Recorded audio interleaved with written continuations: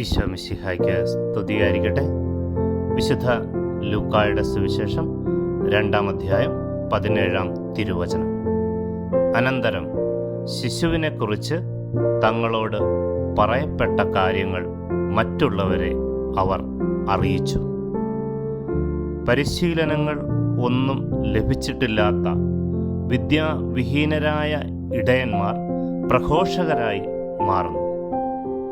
കർത്താവിൻ്റെ ദൂതൻ അറിയിച്ച സന്തോഷത്തിൻ്റെ സദ്വാർത്ത വിശ്വസിച്ച ഇടയന്മാർ പുൽക്കൂട്ടിലെത്തി മറിയത്തെയും ജോസഫിനെയും പുൽക്കൂട്ടിൽ കിടക്കുന്ന ശിശുവിനെയും കാണുന്നു. തുടർന്ന് തങ്ങൾ കണ്ടതും കേട്ടതുമായ കാര്യങ്ങൾ മറ്റുള്ളവരെ അറിയിക്കുന്നു.